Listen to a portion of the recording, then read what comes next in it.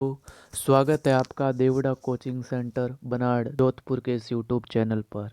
आज हम वर्गमूल निकालने का पार्ट 4 पढ़ेंगे और पार्ट 4 में हम एक बहुत ही इम्पोर्टेंट विधि के बारे में चर्चा करेंगे और ये विधि उन दोनों विधियों से बहुत ही बेहतर है और इस विधि में आप किसी भी संख्या का वर्गमूल आसानी से निकाल सकते हैं।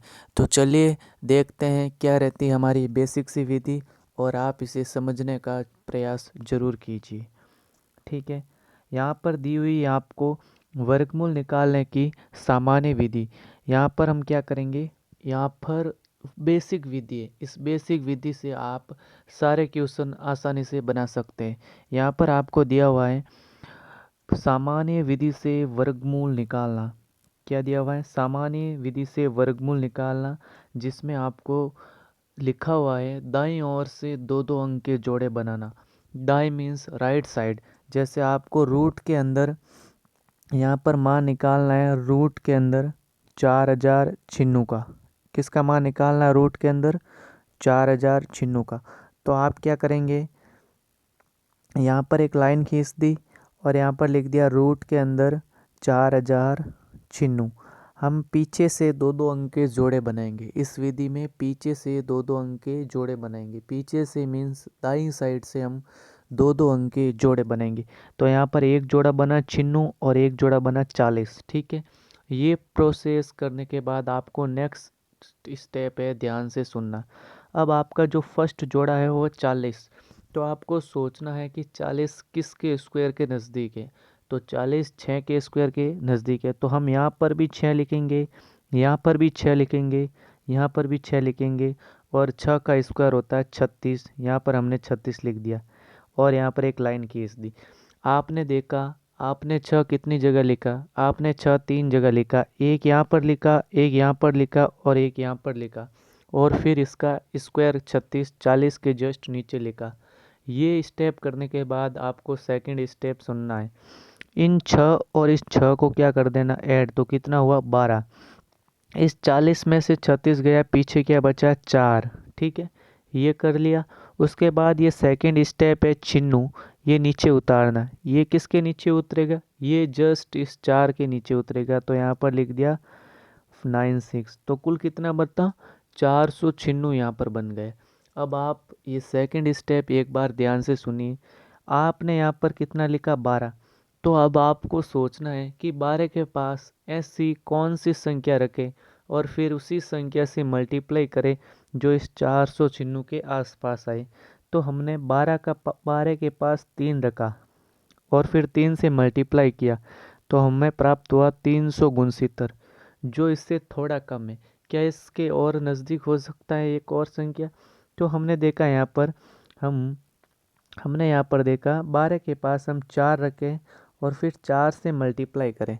12 के पास आप क्या 4 रखिए और फिर 4 से मल्टीप्लाई कीजिए तो आपको प्राप्त होगा 496। तो यहाँ पर भी 4 लिखा, यहाँ पर भी 4 लिखा, यहाँ पर भी 4 लिखा।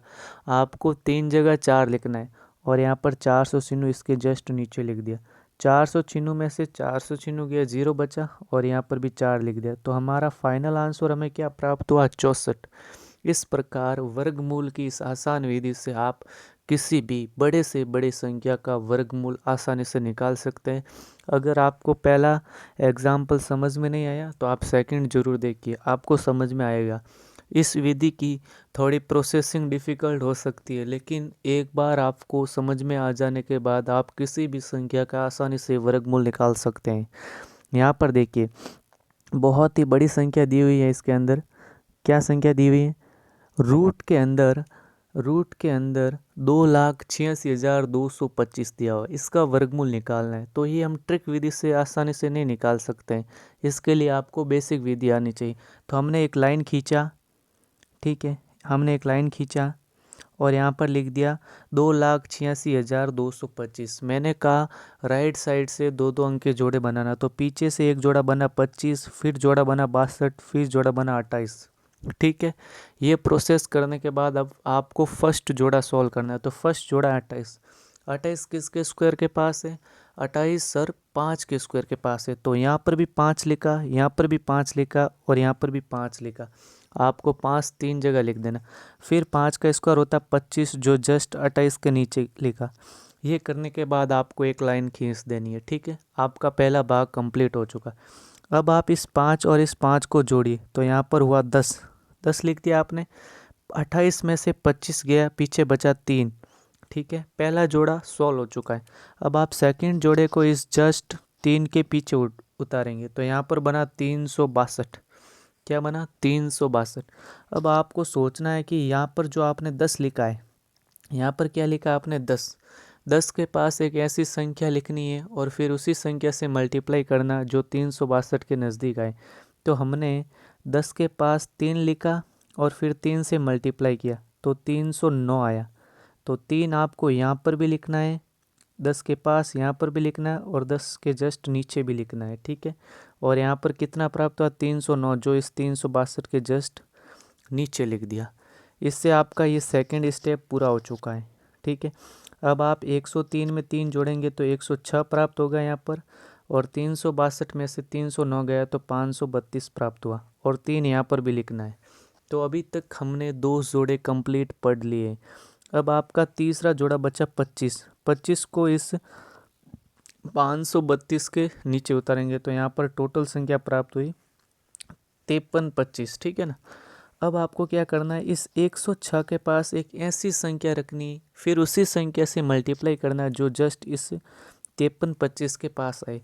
तो हमने 106 के पास 5 रखी और फिर 5 से मल्टीप्लाई किया, जो 5325 ही प्राप्त हुआ।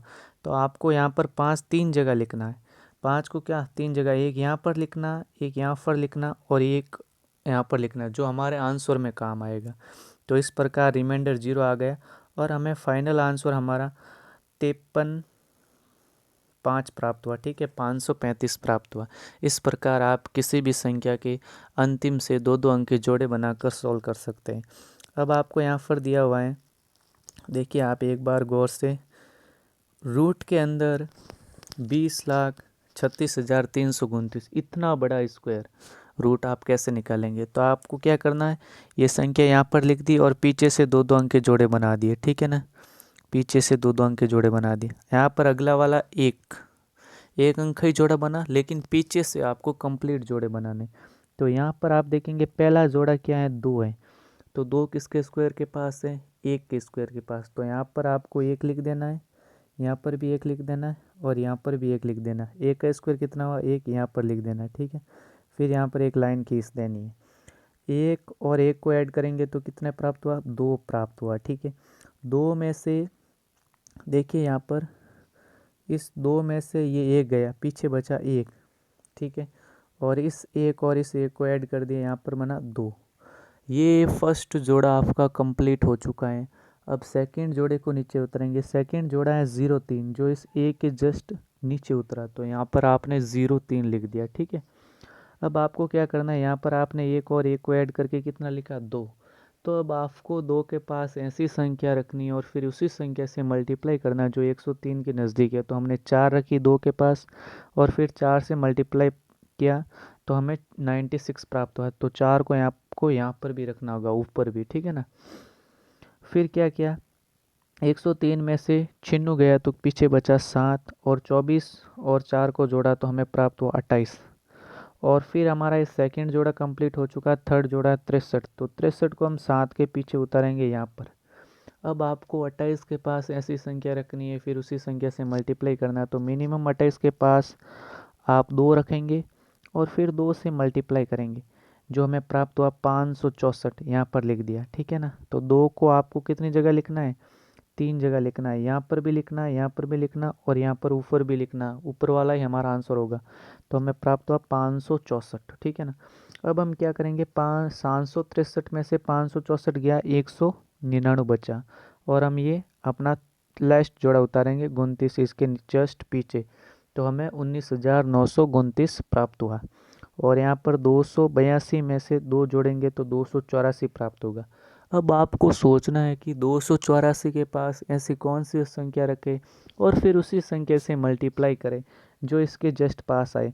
तो हमने 284 के पास 7 रखी और 7 से मल्टीप्लाई करके देखा, और 7 को आपको यहाँ पर भी रखना है, 3 जगह रखना है, और हमने वो सेम संख्या प्राप्त हो गई। तो रिमाइंडर पीछे क्या बचा, 0। तो हमारा फाइनल आंसर है 1427। इस प्रकार आप इस बेसिक सी वर्गमूल विधि से किसी भी संख्या का आसानी से वर्ग निकाल सकते हैं। ठीक है, थैंक यू फॉर वॉचिंग।